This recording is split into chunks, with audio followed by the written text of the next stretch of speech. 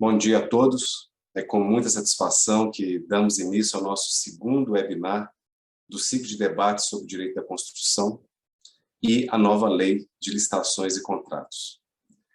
Tal ciclo é uma iniciativa do Comitê de Contratações Públicas, do IBDIC, que conta com um grupo muito ativo, colegas fundamentais para a coordenação e consecução desse projeto. Devendo aqui destacar as participações de Jéssica Couto, Clara Sol, Gabriela Duque, Cristiano Castilhos, William Tavares, Ricardo Russo, João Paulo Pessoa, Guilherme Reisdorfer, Flávio Galvão e Beatriz Rosa. Aproveito para instigar os membros do IBDIC aqui presentes, assim como os que estão nos assistindo, a participarem desse comitê. Agradeço muito a sua disponibilidade para participar do webinar de hoje, que tem como tema como se preparar para a vigência e eficácia da nova lei de licitações e contratos públicos.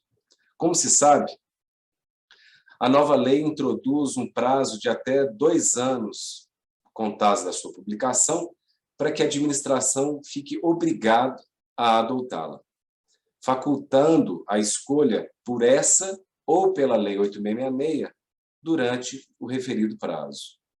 Não obstante, algumas normas da Lei 14.133 já possuem vigência e eficácia imediata, como, por exemplo, as novas normas jurídicas estabelecendo os crimes em licitações e contratos administrativos, acrescentando o artigo 337 e letras subsequentes ao Código Penal brasileiro. Além disso, existem algumas importantes inovações na nova lei que demandarão, tanto do setor público quanto do privado, adaptações, preparações, organizações e planejamentos internos, assim como muitas e muitas regulamentações. O esforço hermenêutico dos intérpretes e dos aplicadores do direito não poderá ser negligenciado, o que justifica bastante, em especial para o direito à construção, o webinar de hoje. Aqui veremos diversos temas que têm trazido dúvidas e questionamentos, como o aumento de exigências para a fase interna preparatória da licitação, como se darão, por exemplo, as mudanças previstas para o licenciamento ambiental das obras, se haverá oportunidade para adoção do diálogo competitivo em construções públicas, da retomada das licitações de técnica e preço, que estavam meio abandonadas, a criação da contratação semi-integrada e como que isso se realizará, se haverá ou não a mudança do comportamento dos players quanto à nulidade dos contratos e outros temas. Para nos ajudar nos debates, recebemos um time muito qualificado e experiente para enfrentar tais questões. Luiz Guilherme Rodrigues de Mello, diretor de Planejamento e Pesquisa do DENIT, um engenheiro altamente capacitado, experimentado e estudado. Carolina Ferraz da Fonseca, pós-graduada em Direito dos Contratos pela Fundação Getúlio Vargas e superintendente jurídica da Construcap, uma importante empresa de construção pública no Brasil. Guilherme Dias Reisdorf, mestre e doutorando em Direito do Estado pela USP e advogado, atuante em Direito da Construção.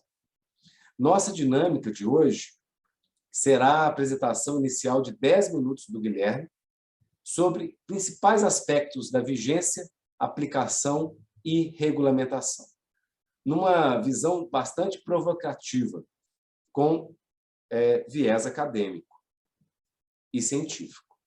Logo depois, iniciaremos os debates em modo de colóquio, incumbindo a mim a facílima tarefa de moderar tal brilhante painel. Durante as discussões, instigo a todos os participantes para fazerem perguntas por meio do próprio aplicativo Zoom, no Q&A que temos aí embaixo desse aplicativo.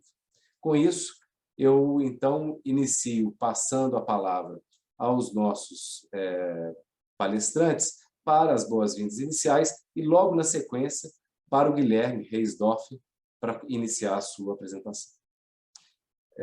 Luiz Guilherme, por favor.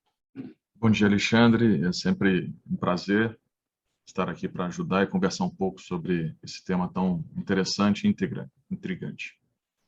Muito obrigado, Guilherme. Carol?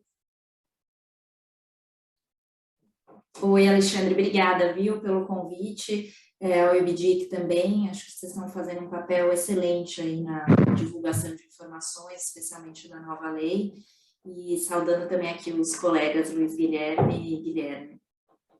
Obrigado, Carolina. Guilherme? Olá, bom dia a todos. É uma enorme satisfação estar aqui. Agradeço o convite na pessoa do Dr. Alexandre. Parabenizo também não só o IBDIC por oportunizar as condições institucionais para que esses eventos tenham lugar, mas também todos os integrantes da Comissão de Contratações Públicas que exerceram um papel, atuaram de forma muito intensa e muito eficiente para viabilizar, para colocar em prática esse projeto. Bom dia também aos doutores Luiz Guilherme, doutora Carolina. Muito obrigado, Guilherme. Bem, então vamos começar com a sua apresentação, que eu estou aqui ansioso para vê-la assistir. Guilherme estudou muito o tema, dedicou um bom tempo para trazer esse conhecimento sobre o objeto de hoje. Vamos lá, Guilherme. Obrigado. Alexandre colocando uma carga de responsabilidade sobre uma apresentação que é brevíssima, muito pontual e muito mais propositiva de perguntas do que um meio de apresentação de respostas. Eu imagino que possam ver a minha tela compartilhada e eu principio fazendo uma pergunta verdadeiramente conceitual. O que é a Lei 14.133? Uma resposta conceitual seria de que ela é um exemplar, ela é um modelo de regulação das compras públicas maximalista, ainda mais maximalista do que era a Lei 8.666. E o que eu quero dizer com isso? Basicamente, a Lei 14.133 tem como pressuposto que a regulação das licitações e contratos públicos de forma muito minuciosa, reduzindo a discricionalidade do administrador, é uma via eficiente tanto para a redução de incertezas jurídicas quanto para o combate à corrupção. E é o que se vê, de fato, na Lei 14.133, um conjunto normativo com quase 200 artigos, com centenas de desdobramentos entre parágrafos e incisos, e apesar da robustez desse conjunto normativo, ele está apenas em construção. E digo isso, a Lei 14.133, na verdade, inaugura e principia um novo conjunto normativo porque ela própria faz remissão a quase 50 pontos dela a serem regulamentados. Como que a gente mapeia a preocupação regulamentar do legislador a propósito da Lei 14.133? Podemos, a grosso modo, dividir a Lei 14.133 em dois momentos. Momento relativo, um momento que gira em torno da licitação ou dos processos de contratação direta, organização administrativa, planejamento da licitação e da contratação. Nesse primeiro momento, nós temos nada menos do que 35 referências à regulamentação.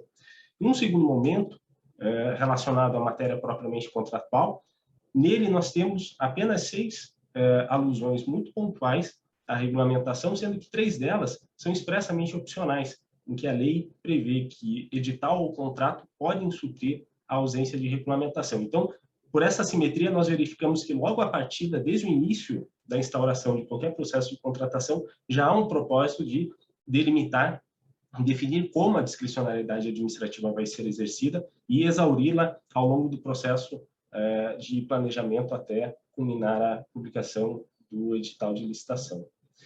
Então, em meio a esse amplo contexto, nós temos previsões de regulamentação sobre temas estruturantes da nova lei, como o Plano Anual de Contratações, o Portal Nacional de Contratações Públicas, e no que importa especificamente ao setor da construção, uma das interfaces desse portal nacional é a integração aos diversos sistemas informatizados de acompanhamento de obras. Temos também a regulamentação prevista para os procedimentos auxiliares, e destaco aqui os procedimentos de manifestação de interesse, e temos também a regulamentação, a previsão de regulamentação sobre aspectos pontuais da lei. E no setor da construção, eu destaco 3, 2 delas, 2 pontos efetivamente novos da lei e um ponto, na verdade, efetivamente conhecido por todos. Os 2 pontos novos são, em primeiro lugar, avaliação de desempenho em contratações passadas para fins de pontuação das propostas técnicas. Como o Alexandre disse, vemos aqui a Lei 14.133 jogando uma nova luz às licitações de técnica e preço, melhor técnica, enfim, essa é uma novidade que ainda está sujeita à regulamentação. Outra novidade é o impedimento de uso de atestado técnico de profissional que tenha dado causa às sanções de suspensão do direito de licitar e contratar ou de declaração de inidoneidade. E, por outro lado, temos aqui um tema que absolutamente não é novo, que é a definição do valor estimado das contratações. O artigo 23 da Lei 14.133 previu nada menos do que 7 parâmetros diferentes para que o administrador possa, da forma mais exata, mais precisa possível, alcançar um valor estimado correto em cada caso. Não obstante esses 7 parâmetros, o legislador ainda reputou que seria o caso de remeter o tema à ulterior regulamentação. E esse panorama suscita 2 questões principais. A primeira delas é em que medida a Lei 14.133 depende para a sua aplicação de que haja regulamentação sobre esses diversos pontos. E a segunda questão é, os regulamentos anteriores, esse conjunto normativo bastante extenso que nós temos e que tem sido aplicado, pode ser recepcionado para fins de aplicação, para fins de viabilizar a concretização da Lei 14.133? E aqui, esse slide tem referência à manifestação de alguns órgãos, a um ato normativo, no caso, o Decreto Municipal do Município de Rio de Janeiro, e não há uma resposta unívoca. Os diversos órgãos jurídicos têm se manifestado, ora mais favoráveis a uma aplicação imediata e franca da Lei 14.133, ainda que ressalvando os riscos inerentes à ausência de regulamentação, e outros órgãos têm adotado uma postura talvez um pouco mais cautelosa. E quando falamos em uma nova lei de licitações, uma lei extensíssima, com quase 200 de artigos, faz sentido considerar, para além da hermenêutica jurídica fria, da interpretação abstrata da lei, as condições institucionais que nós temos para fins de aplicação da Lei 14.133. E um ponto que faz sentido observar é como a atividade regulamentar federal se desenvolveu considerando a legislação anterior. E nós temos, não há dúvida nenhuma, diversos exemplos de decretos que foram centrais, foram muito relevantes para viabilizar a aplicação da Lei 866, da Lei do Pregão, da Lei do RDC. Mas, por outro lado, nós temos temas que estavam previstos nessas leis, sujeitos à regulamentação e que nunca vieram a ser regulamentados. E dou 2 exemplos de temas que vieram a ser incorporados à Lei 14.133 e nela também se prevê regulamentação para eles. O primeiro exemplo é a aferição dos custos indiretos do objeto licitado para compor o edital de licitação. A Lei 14.133 prevê a regulamentação para esse tema, assim como a Lei do RDC previa. O artigo 19, parágrafo 1º, tem uma redação praticamente idêntica incorporada à Lei 14.133, só que o tema nunca foi regulamentado desde 2011. O decreto 7581, que regulamentava a lei do RDC, fez alusão a um ato do Ministério do Planejamento para normatizar essa questão e, pelo menos até onde eu tenho conhecimento, esse ato nunca foi editado. O segundo exemplo é a possibilidade de o edital fixar um percentual de emprego de mão de obra oriunda ou egressa do sistema prisional durante a execução do contrato. Essa é uma previsão da Lei 14.133, sujeita à regulamentação, tal como era uma previsão incorporada à Lei 866 em 2017. E desde então nunca houve também regulamentação sobre esse tema. E eu abordo essa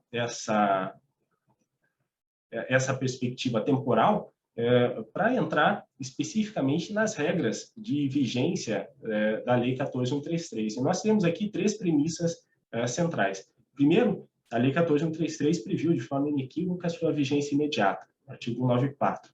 Segundo, previu o respeito aos contratos anteriores como uma derivação natural da proteção do ato jurídico perfeito. E terceiro, ela previu uma revogação diferida das leis 866, 10.520 e 12.462, que só ocorrerá após 2 anos de publicação da Lei 14.133. Ou seja, temos 1 ano e meio ainda, mais ou menos, de vigência desses conjuntos normativos. E a pergunta que fica é, considerando que a Lei 14.133 demandará providências de caráter material, providências de caráter organizacional, alinhamento com órgãos jurídicos internos, com órgãos de controle e, sobretudo, o exercício de competências regulamentares, é um conjunto de providências muito trabalhoso, muito complexo. Por que o legislador não adotou uma solução que seria, talvez, mais convencional de vacatio legis, de vacância da lei, enquanto essas condições institucionais e normativas não fossem postas? Ora, talvez fosse mais razoável essa solução, não sei, mas fato é que a opção legislativa foi a de colocar a Lei 14.133 imediatamente ao alcance do administrador público. Isso faz com que a gente... essa parece ser uma pista hermenêutica relevante e, em qualquer caso, nos traz a tarefa de construir pontes para a aplicação da Lei 14.133, porque, como nós vimos no passado, há dispositivos legais que 10 anos depois ainda não foram regulamentados. Parece muito pouco provável que esses mais de 40 temas sujeitos à regulamentação pela Lei 14.133 sejam também eles todos exaustivamente regulamentados no próximo ano e meio. Ainda mais considerando que essa é uma atividade a ser exercida não apenas em âmbito federal, mas também nas diversas esferas federativas. E eu concluo aqui muito rapidamente propondo pelo menos 3 exemplos em que os regulamentos parecem ser efetivamente imprescindíveis ou parecem ter uma relevância central para a aplicação da lei. Primeiro exemplo, quando for necessário, quando a aplicação da Lei 14.133 demandar a articulação federativa, como ocorre no Portal Nacional de Contratações Públicas, como ocorre para o cômputo de sanções e somatório de sanções previsto no artigo 61, parágrafo único. Esse dispositivo faz referência à regulamentação não pela administração em geral, não por qualquer administração, mas pelo Poder Executivo, que se subentende seja o Poder Executivo Federal. Segundo exemplo, situações e restrições de direitos. Aqueles exemplos que mencionei, por exemplo, impedimento de uso de atestado técnico, seria plausível que o particular afetado pela aplicação dessa norma indicasse, defendesse que a sua garantia de legalidade é integrada pelo regulamento, enquanto ele não for editado, não seria possível aplicar essa norma em seu desfavor. E, em terceiro lugar, decisões com custo regulatório, decisões como, por exemplo, a adoção de margens de preferência, ações afirmativas em licitações, que agregam um custo ao orçamento e que devem ser pensadas em conjunto com esse orçamento geral, ou seja, pelas autoridades superiores que têm essa visão do todo. Fora essas situações, pode haver outras situações aqui não cogitadas por mim, mas me parece que em todos os outros casos os regulamentos devem ser vistos mais como uma via de sistematização e regulamentação e não tanto como uma condição normativa para a aplicação da Lei 14.133. Era o que eu tinha para lhes falar. Muito obrigado. Guilherme, muito obrigado. Foi excelente a exposição dentro aí do prazo, né, que muito apertado, que nós combinamos, e foi impecável, excelente. E aí é muito oportuna a tua apresentação, porque ela já conversa com o nosso primeiro webinar, que foi com a apresentação do senador Anastasia, em que ele discute e demonstra algumas das preocupações que o legislador teve para fins de alcance desse marco legal, novo marco legal, né? Então, hoje nós estamos, de fato, atendendo o ciclo de debates de uma maneira sistemática e positiva, que vai se completando esse esforço hermenêutico que todos nós precisaremos desenvolver ao longo do tempo. E já adiantando que nosso objetivo, porque não poderia ser diferente, não é de trazer aqui respostas prontas e acabadas sobre tudo. Isso é impossível no início como esse. Seria uma arrogância desmensurada, né? Nosso objetivo é trazer as nossas visões, as nossas preocupações e alguns caminhos que acreditamos aptos a ter uma solução melhor para a aplicação da Lei 14.133. Você levantou a bola, Guilherme, e eu agora vou passá-la para o Luiz Guilherme, porque a apresentação do Guilherme ela demonstra, e é de fato, um grande esforço que tanto o poder público quanto o privado precisarão de despender ao longo desses meses para se adaptar, se preparar para desenvolver e aplicar bem essa nova norma, né? Luiz Guilherme, como que você, na posição privilegiada no sentido de visão, né? Que as tensões são muito grandes, mas como você, nessa sua posição, dentro dos mais importantes órgãos de contratação pública do Brasil, né, enxerga os esforços necessários para bem aplicar essa lei? Em que momento que nós estamos e quais os desafios que nós teremos, os principais, obviamente, porque senão nós passaremos aqui 2 semanas conversando, pelo menos, né? Mas os principais desafios para atender essa nova lei. Bom, Alexandre, realmente foi uma apresentação provocativa, né? E, como você bem colocou, o DENIT, ele é um órgão que faz muita contratação pública, e eu vejo essa chegada da nova lei muito parecida com a chegada do RDC. E, na época, o DENIT ele foi um órgão que mais fez contratação via RDC na esplanada, né, no governo federal. E foi muito perceptível que nós aplicamos o RDC ainda sem muitas respostas. E muitos decretos, né, vieram regulamentando o RDC oriundo da experiência do DENIT, né, das nossas dificuldades na implementação do RDC. E eu acredito que vai acontecer algo similar a essa situação também. A gente provavelmente vai iniciar a aplicação da nova lei em 2022. Nós escolhemos passar esse período, né, estudando a nova legislação, absorvendo, né, as principais mudanças, e muito provavelmente ano que vem a gente vai iniciar a aplicação desse novo regulamento. Algumas coisas nós já estamos fazendo dentro do DENIT, né? Por exemplo, o estudo técnico preliminar, a gente já faz em todas as contratações, já é uma regra interna, né? Então a gente segue esse caminho já nas nossas contratações.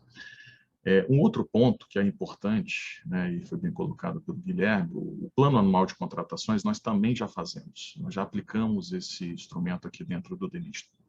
Desde o ano passado a gente já organiza os processos licitatórios estimados a serem realizados no próximo ano, aderente, inclusive, à expectativa orçamentária, né? E esse é um ponto interessante, porque isso pode trazer algumas dificuldades, porque pela falta de planejamento, às vezes, existente dentro do próprio governo federal, né, as demandas aparecem, às vezes, por interferências, né, políticas até, o plano anual de contratações ele sofre mudanças bem frequentes. E isso atrapalha um pouco o nosso planejamento. Então, apesar disso, né, a gente já aplica essa proposta.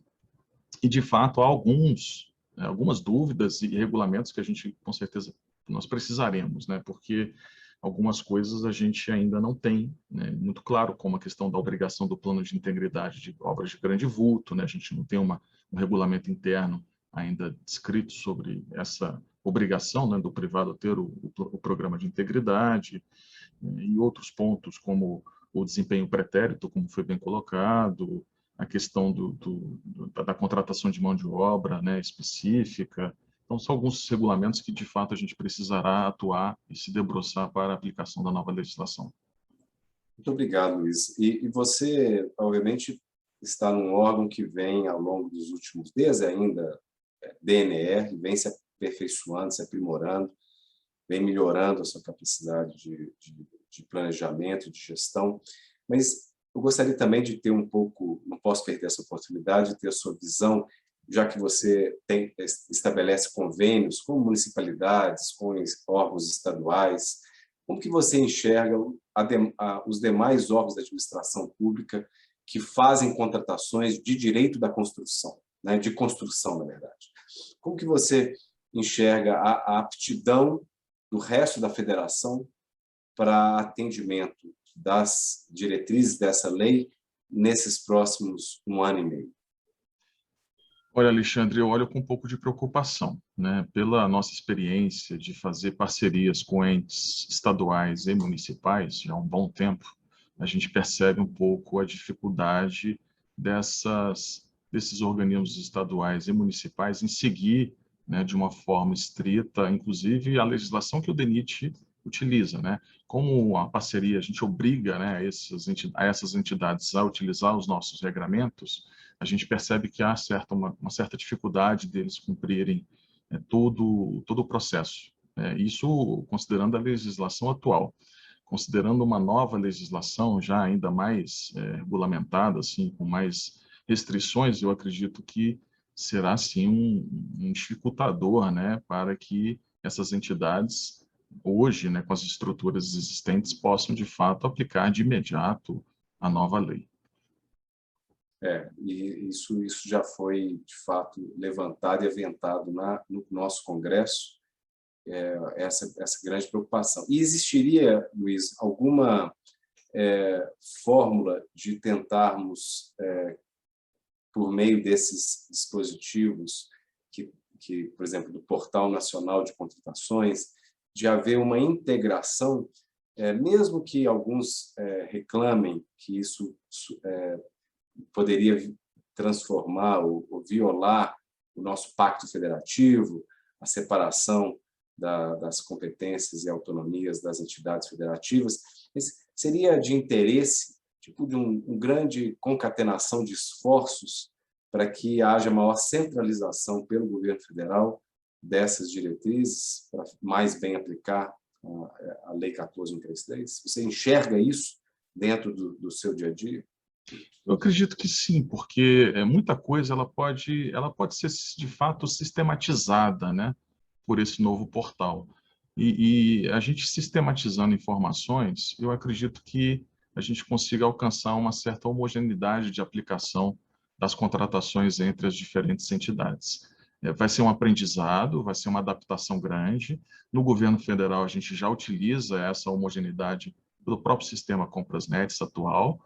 Então, eu acredito que as demais entidades possam, sim, também se adaptar, né, se aproximando desse sistema, desse novo sistema que vai ser implementado. E, claro, né, quando a gente sistematiza a informação, tudo fica um pouco mais simples de ser utilizado, desde que, né, as pessoas sejam devidamente capacitadas para utilizar o sistema. Mas eu acredito que sim, o governo federal, implementando esse portal, eu acredito que tem um papel super relevante de maximizar a aplicação, né, das prerrogativas existentes na legislação e facilitar o uso, né, das demais entidades desse novo regulamento. Contratos padrão. O Brasil ele utiliza muito pouco minutas de contrato padrão, né? Existem alguns países que isso é o standard deles, eles adotam com muita eficiência. Você acha que essa nova lei e o Portal Nacional de Contratações poderá fortalecer a adoção de contrato padrão para construção e diversos tipos de construção, com adequações?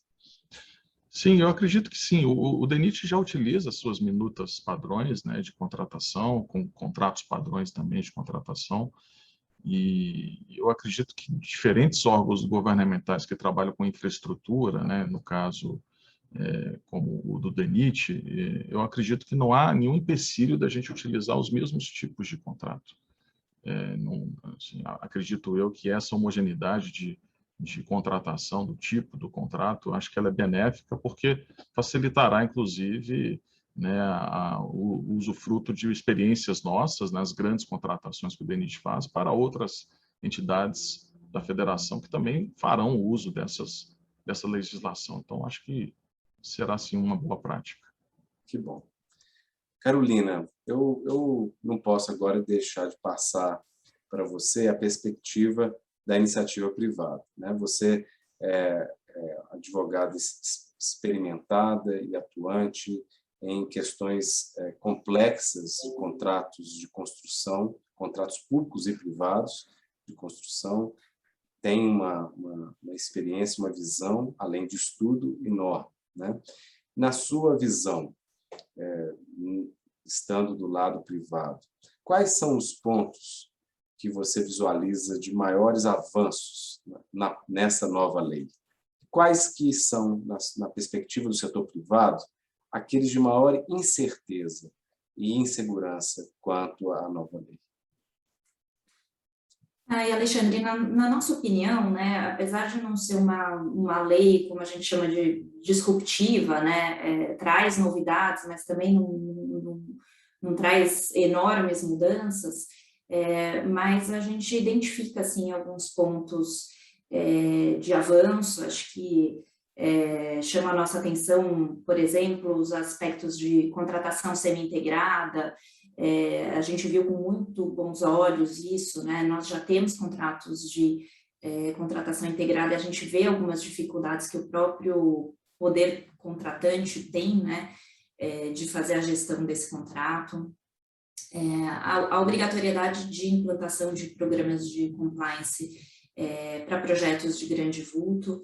A gente tem aqui hoje na companhia um programa de compliance já antigo e bem estruturado, que a gente trabalha nele todo ano, mas a gente acha que isso vai trazer todas as empresas para o mesmo patamar, né, no que diz respeito a esse assunto. A gente também está estudando algumas possibilidades de ajuste no próprio programa de compliance para contemplar algumas novidades da lei, a exemplo do diálogo competitivo, do PMI, a questão do diálogo, fazer ajustes no procedimento para registro, né, de todas essas reuniões, quem participou, qual que foi o objeto, tema, deixar isso público nos diretórios da empresa. Algo que a gente acha que precisa aperfeiçoar no nosso programa, embora ele seja já bastante robusto. A possibilidade de transferência também para o contratado da responsabilidade pelo licenciamento ambiental e pela desapropriação também. A gente, é uma novidade aí trazida pela lei, que a gente acha que pode sim trazer benefícios para projetos. Eu pessoalmente fiquei animada com o artigo 25, parágrafo 9º, que estabelece a possibilidade do contratante exigir, né, a contratação de determinados grupos de pessoas, de mulheres vítimas de violência, trabalhadores egressos do sistema prisional. Acho que, como o próprio Guilherme falou, depende de uma regulamentação, mas por que não fazer, né, isso vindo dos contratantes, como acontece bastante nos contratos privados, da obrigatoriedade de obedecer conteúdo local.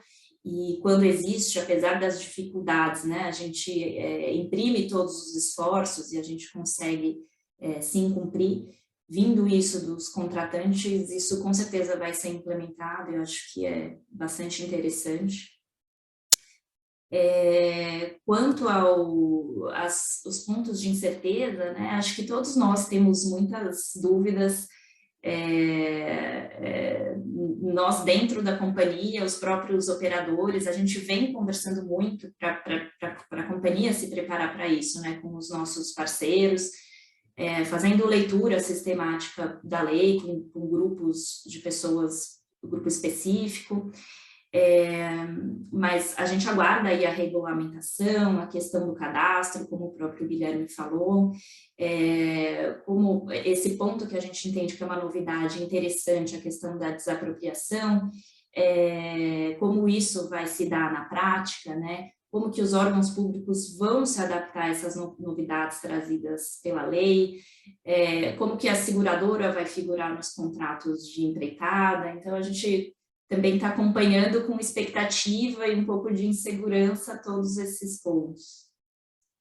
Que bom, Carol, te ouvir, né?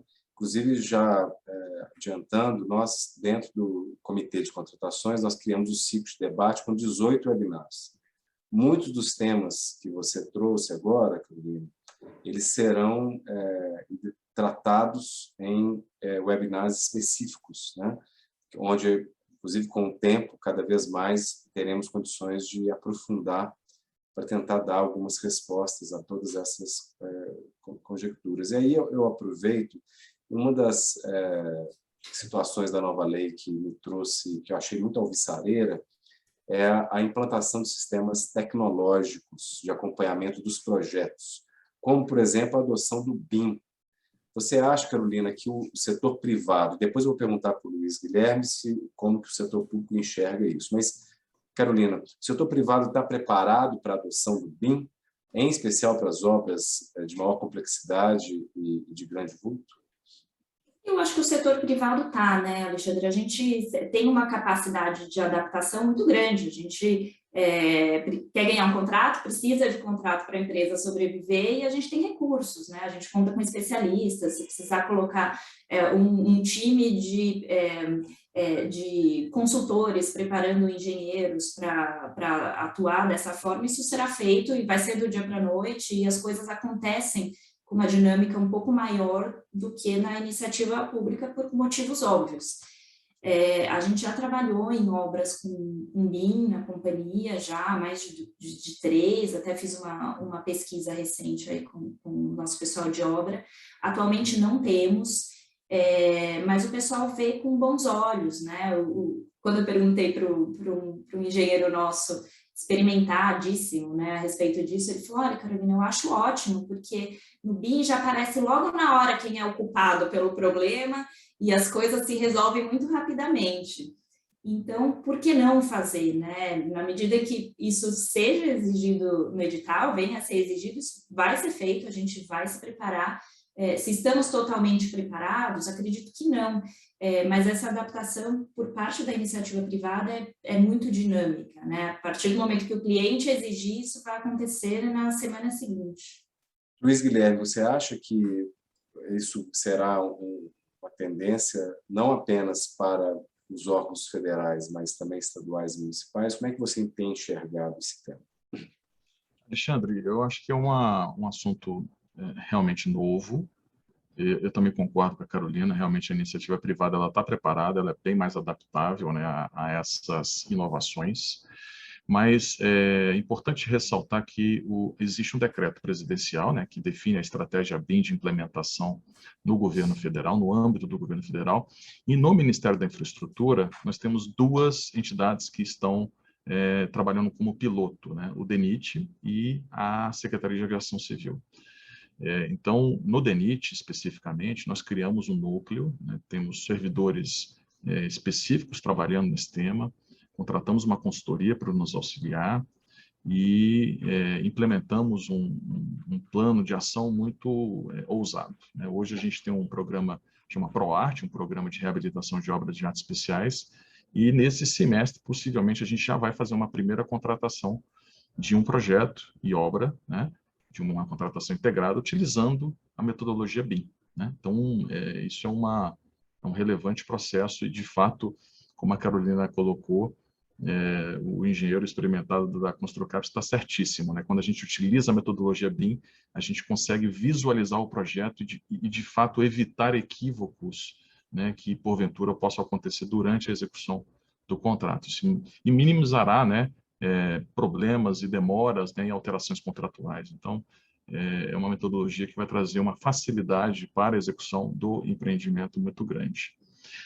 Com relação aos estados e municípios, eu acredito que alguns estão preparados, estão se preparando, mas isso vai ser um pouco mais demorado, né? Eu tenho certeza que alguns estão já um pouco à frente, outros nem tanto. Então, é uma disseminação que vai depender muito, realmente, da vontade de cada governante estadual de implementar a metodologia. Ótimo, muito obrigado. E mudando um pouquinho o tema, existe uma discussão na nova lei, que é a questão do respeito aos contratos em curso. O artigo 190 da nova lei estabelece que os contratos que foram celebrados manterão a submissão ao seu regramento da legislação vigente, né? Então, eu começo essa pergunta com o Guilherme Reinsdorf, já querendo analisar não apenas o contrato em si, mas eventuais alterações contratuais que haja necessidade de adequação dos projetos, por exemplo, né?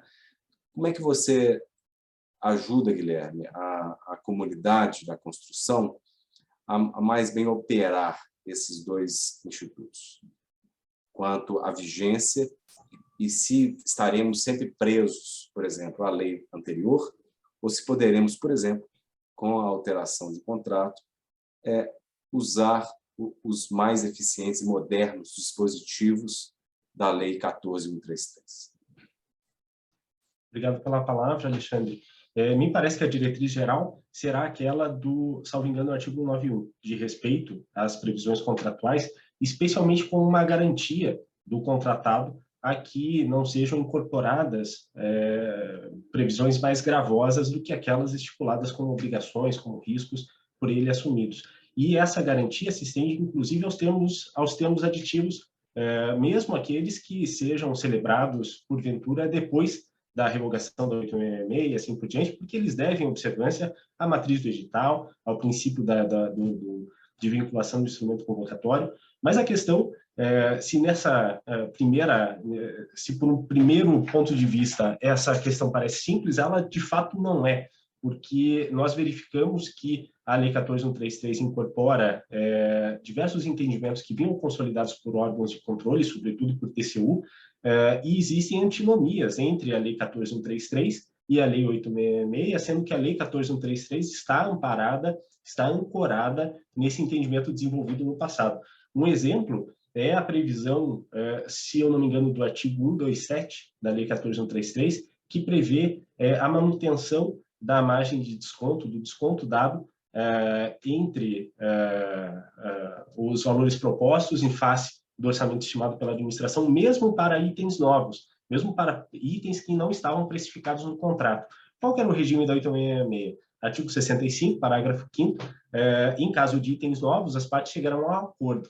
É bem verdade que o TCU entendia que esse acordo deveria ser dirigido de acordo com o entendimento dele, mas é de se estimar que o administrador público possa, eventualmente, invocar a Lei 14.133 não como um fundamento normativo direto, mas como um reforço retórico e um reconhecimento declarativo desse entendimento que, segundo ele, deveria ser aplicado à luz da Lei 866. Me parece que isso dará muita margem a disputas. E só para concluir a resposta, me parece que o respeito ao ato jurídico perfeito não impede que soluções consensuais, soluções que aprimorem a execução do contrato, sejam incorporadas pelos particulares, pela administração e pelos particulares. Um exemplo que a própria lei estabelece nesse sentido é a introdução de meios de resolução, meios alternativos de resolução de disputas, que a lei ratifica um entendimento que havia sido inaugurado pelo STJ, se eu não me engano, lá no início dos anos 2000, caso Carioca Passarelli versus Compagás, em que se introduziu um compromisso arbitral a despeito da ausência de previsão em edital e contrato. E outros mecanismos, como a própria desapropriação, poderiam ser, me parece, incorporados. Aqui, aliás, me parece até que não estamos tratando de normas gerais de licitações e contratos, mas de uma norma efetivamente de desapropriação que teria eficácia imediata, poderia ter sido posta no Decreto-Lei 3365, mas foi incorporada na Lei 14.133. Na prática, não é absolutamente raro se verificar contratos que têm impasse justamente nessa fase inicial de licenciamento e, sobretudo, desapropriação por problemas orçamentários. Isso poderia ser contornado, em princípio, se houvesse um remanejamento contratual para atribuir essa responsabilidade para o particular, considerando, por exemplo, a matriz de riscos prevista lá para a contratação integrada e semi-integrada, e, evidentemente, revendo a remuneração correspondente, considerando que o particular assumiria novos riscos. Mas me parece que sim, parece que podemos colher da Lei 14.133 contributos aí para contratos em curso. Imagino também, Guilherme, que incluindo os aspectos sancionatórios mais benéficos, né, aos particulares contratados pela administração. Estou de pleno acordo. Minha questão era desapropriações e licenciamento ambiental. Os órgãos ambientais estão preparados para receber o pedido de licenciamento dos procedimentos do particular? E, quanto à desapropriação, como que isso vai se fazer na prática? Bom, eu acredito que sim, os órgãos ambientais estão preparados, até porque muitas concessões, né, elas também demandam licenciamento e os privados estão em contato direto com os organismos licenciadores e conseguem ter uma boa relação para obter os licenciamentos. O DENIT, do meu ponto de vista, eu acredito que é uma boa prática a gente permitir que o licenciamento seja realizado pelo privado, desde que a licença saia também né, em nome do privado, ele seja o titular da licença, porque qualquer descumprimento do processo de licenciamento, o privado tem que ser responsabilizado por isso. E claro, o dinamismo do privado traz realmente uma possibilidade de a gente conseguir obter mais rapidamente o licenciamento. Então, eu entendo que é uma boa prática, sim. Inclusive, hoje, pela lei, né, a contratação integrada, ela obriga a gente transferir o licenciamento para o privado. A lei fala que a gente não pode licitar contratações, obras, sem licenciamento prévio. E somente a contratação integrada tem essa característica. Então, a contratação integrada obrigará que a gente passe o licenciamento ao privado. E em relação à desapropriação, esse é um tema bem interessante. Hoje nós fazemos todas as nossas desapropriações por validação em juízo, por meio de mutirões judiciais. Passar isso ao privado, eu vejo como uma boa prática também. Apenas temos que avaliar que o detalhamento e a execução da desapropriação pelo privado acompanhe os nossos regramentos para que a gente não tenha pendências judiciais futuras, pós-obra, em função de um descumprimento de uma regra do privado no processo de desapropriação, e que isso trará um passivo judicial ao DENIT futuramente. Muito obrigado, Luiz. E Carolina, essa é a mesma visão do setor privado, pela sua experiência? Olha, a questão do licenciamento, Alexandre, eu acho que, eu não sei se os órgãos ambientais estão tão preparados assim para lidar com o tema, né? A gente vem já de uma experiência aí das concessões, né, que a gente tem que lidar com os órgãos. É um desafio muito grande.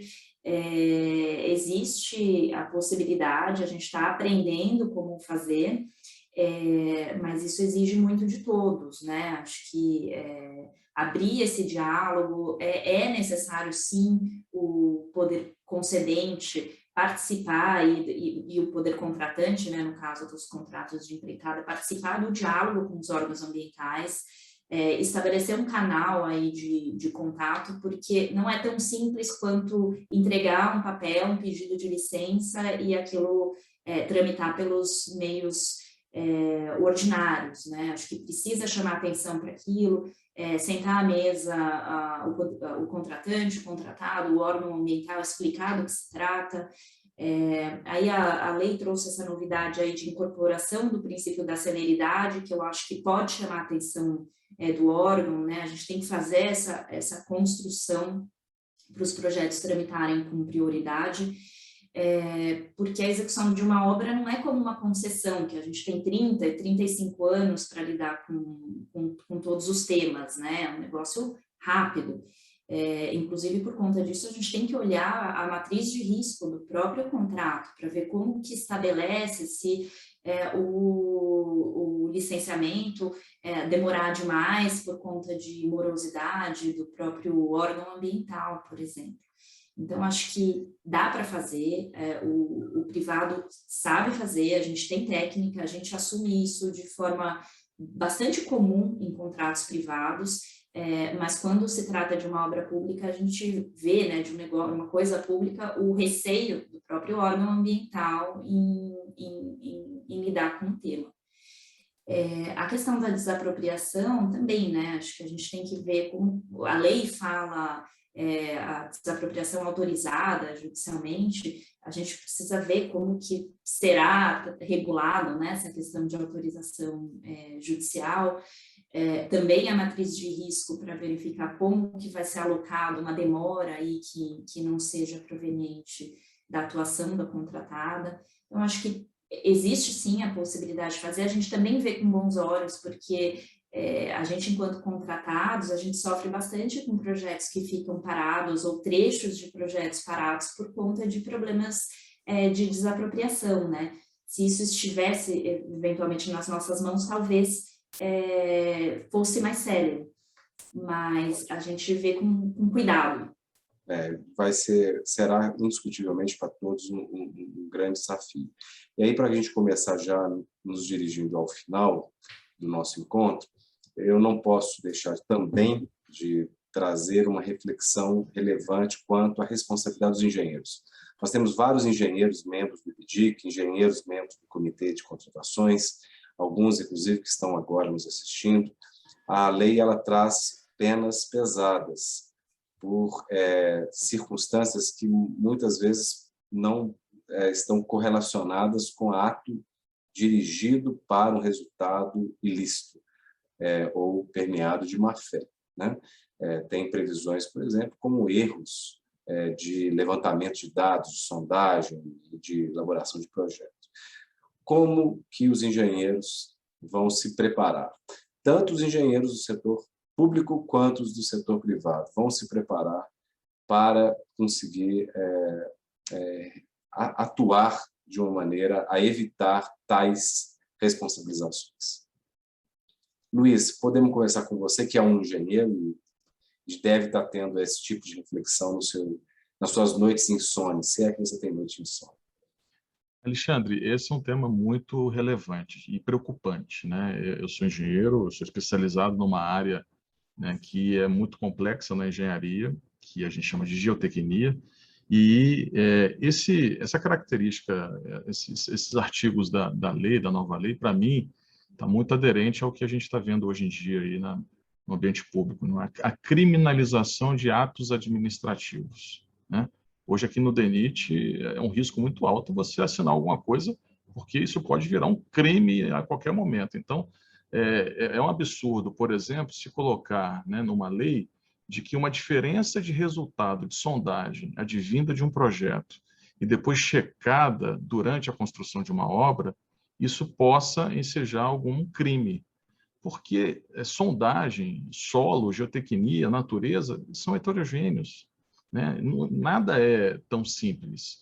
Então, como é que será a interpretação, né, de um agente investigador olhando o resultado de uma sondagem no projeto e depois da execução sendo diferente, ele possivelmente vai querer imputar um crime, né, a um agente que fez uma sondagem e deu um resultado diferente do que estava previsto posteriormente. Isso é muito complicado e, além disso, né, nós aprovamos os projetos aqui no DENIT. Nós também seremos imputados nesse sentido? A gente olha papel, a gente não faz a sondagem. Então, é uma discussão para nós muito relevante, né? Então, a gente acha muito preocupante esse tipo de legislação. Ótimo. Carolina, você tem, imagina, a mesma preocupação. A gente tem a mesma preocupação. Acho que com a questão da criminalização em geral, a gente vê uma tendência de manutenção do que já tínhamos antes, com penas maiores aí relacionadas aos aspectos de prescrição, que até aí, né, ok. Mas a questão do 337-O realmente gerou uma preocupação e a gente está aqui estudando, conversando com especialistas para a gente verificar também como a gente pode resguardar os nossos engenheiros. Estão todos preocupados com essa questão, especialmente de omissão de dados em sondagem, porque o tipo de omitir, né, o pessoal está falando, não, mas se não aparecer na sondagem, mas eu fiz a sondagem, porque acontece às vezes, né, a gente vai ser processado criminalmente, o que a gente pode fazer? Então, a gente está aqui pensando, né, vale a pena a gente contratar uma consultoria para validar um relatório técnico que formos nos embasar? Então, a gente também está aqui estudando, né, conversando com pessoas e buscando alternativas para a gente minimizar uma eventual futura responsabilidade. A gente sabe que os órgãos acusatórios aí são extremamente criativos e rígidos. E aí eu imagino, Guilherme, que nós teremos como advogados, né, e estudiosos de direito que endereçar o sentido para a norma naquilo que o homem médio, ou seja, a conduta que se espera de um homem médio, do engenheiro médio, né? Então, se ele adotou os padrões e procedimentos estabelecidos pelo estado da arte, que se conhece na ciência da engenharia, né? Não poderá nunca, exatamente pelo que o Luiz Guilherme indicou, ser responsabilizado por fatos da natureza que fogem da capacidade do homem médio de prever, né? Está correto, né, Guilherme? Me parece que sim, me parece que não existe outra solução se não dar uma interpretação razoável e possivelmente nesse sentido que você propõe, Alexandre. Eu acho que o Luiz Guilherme tocou num assunto que é absolutamente fundamental, crucial mesmo, que é a articulação de diversas providências ao longo da estruturação do projeto, a elaboração de sondagens, depois, enfim, não é uma tarefa feita a duas mãos, e também é uma tarefa que é inerentemente sujeita a um risco. Então, eliminar esse risco de forma pretensamente plena significa gastar muito mais tempo, muito mais dinheiro. Em termos práticos, em termos factíveis, nós temos que construir uma interpretação que não engesse a administração pública, que não engesse, não afugente a iniciativa privada nos pontos em que a Lei 14.133 admite que ela elabore projetos, apresente, inclusive, projetos alternativos, porque senão nós iremos contra a inovação, que é um dos propósitos implícitos, e nós temos uma nova lei. Muito bom. Muito bom. Bem, nós recebemos algumas perguntas do Marcelo Correia, do Renato Hertz e da Clara Sol, né? Eu acho que eu peço mais 5 minutos de todos, a gente tentar responder essas perguntas e irmos para o encerramento. O Marcelo Correia e o Renato, eles perguntam, Luiz Guilherme, a respeito dessas soluções alternativas de disputa. Uma delas, que é o Dispute Board, se o DENIT, ele, na sua visão, Luiz, existe a intenção de adotar esses mecanismos de solução de disputa para fins, não só o Dispute Board, mas também a previsão de arbitragem, para facilitar as disputas existentes. Como é que você enxerga isso?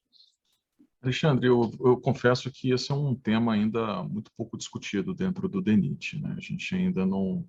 Eu conheço alguns contratos, né, de concessões que adotam esse tipo, né, de resolutividade, mas ainda dentro da nossa autarquia ainda é um tema muito pouco discutido. Então, eu não acredito que a gente tenha uma capacidade interna de aplicação desse tipo de dispositivo de imediato. É um tema que ainda merece um melhor maturação dentro do ambiente público aqui no DENIT. Não vejo isso de imediato ainda não.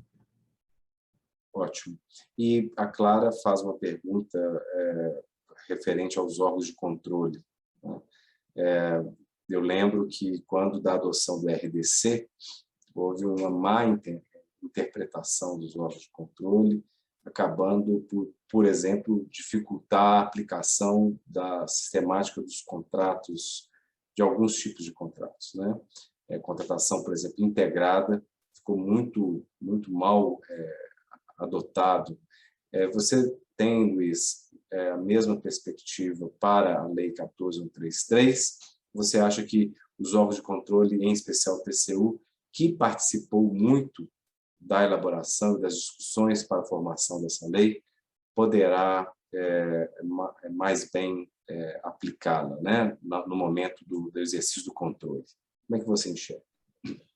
Eu acredito que a potencialidade do RDC, da contratação integrada especificamente, ela foi tolhida um pouco pelos órgãos de controle, né? Então, hoje, algumas vantagens que eu veria na contratação integrada, a gente hoje tem uma certa limitação de aplicação.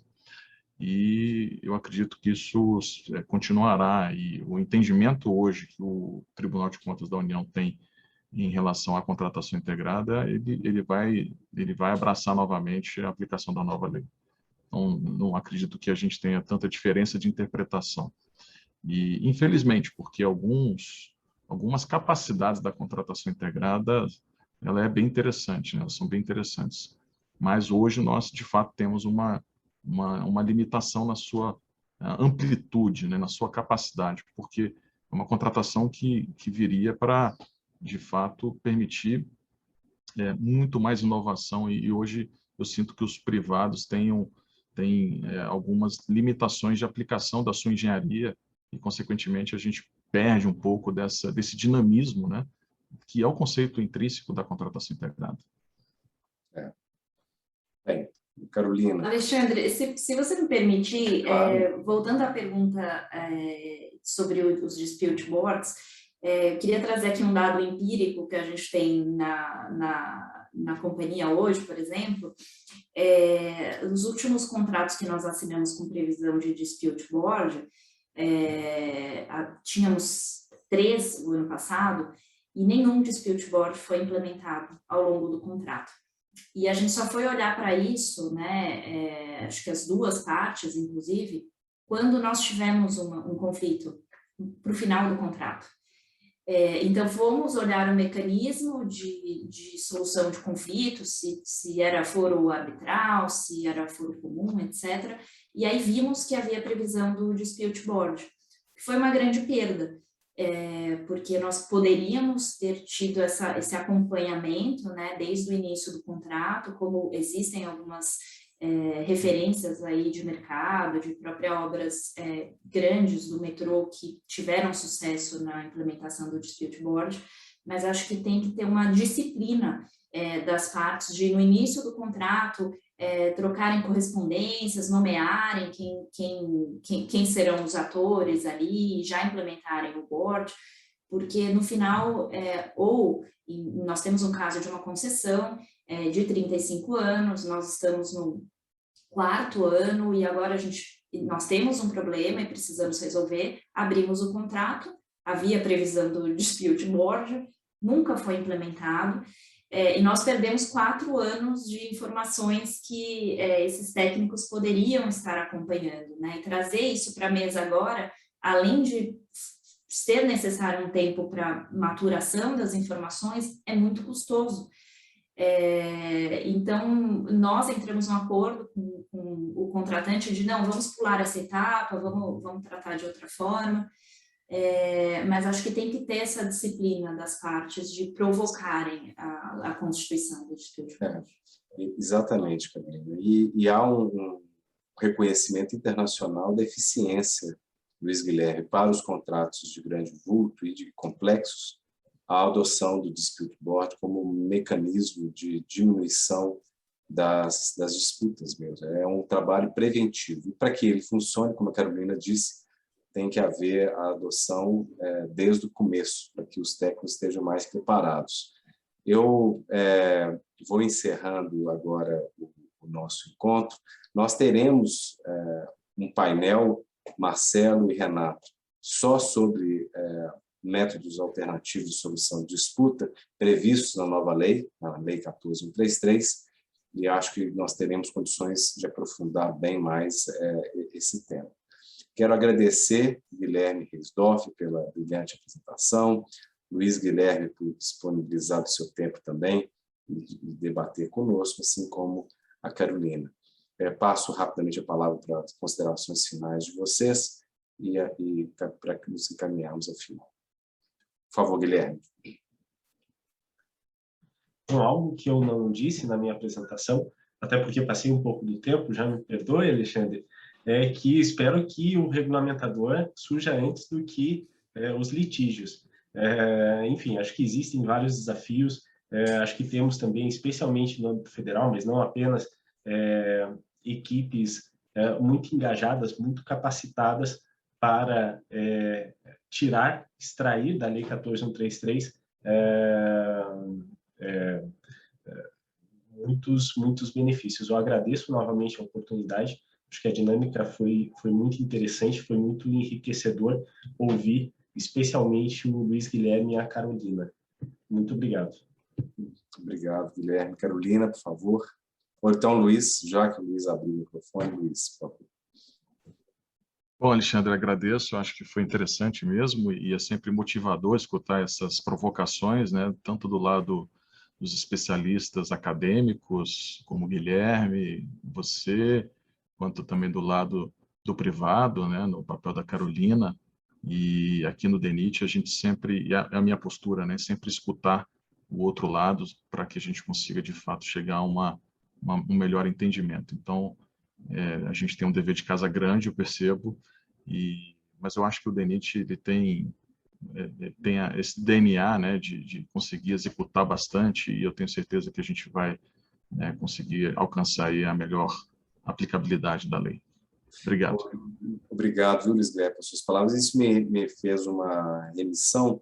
Quem sabe nós não fazemos IBDIC e DENIT, uma parceria, um convênio para o IBDIC juntar os acadêmicos, especialistas e levar, junto com o DENIT, algumas reflexões de temas para ajudar na aplicação dessa nova lei. Se você me permitir, o Comitê de Contratações Públicas vai lhe procurar posteriormente.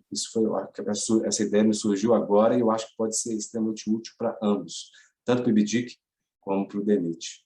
Carolina. Perfeito.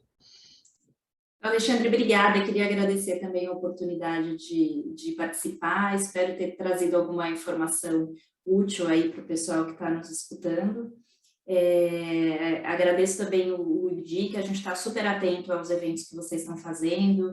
Eu e minha equipe estamos participando, participaremos dos próximos webinários, estamos aguardando aqui apreensivos, né, a entrada em vigor aí da lei. A gente já está vendo alguns editais trazendo a aplicação da nova lei, e estamos aqui também na expectativa, como todos, né? Como o Guilherme e o Luiz Guilherme mencionaram. Que bom, Carolina. Fico aqui à disposição de vocês. Que bom. O IBDIC, dentro do Comitê de Contratações Públicas, nós temos alguns membros de empresas, como a Construcap, participando do comitê, trazendo conhecimento e também adquirindo conhecimento. Fica o meu convite para você e sua equipe, para a Construcap, integrar o Comitê de Contratações Públicas, contribuindo aí com as nossas discussões. Agradeço a presença de todos que participaram conosco e reiterando a assistirem e acompanharem os próximos webinars. Um grande abraço, fiquem com todo mundo aí com Deus. Boa semana de trabalho. Tchau.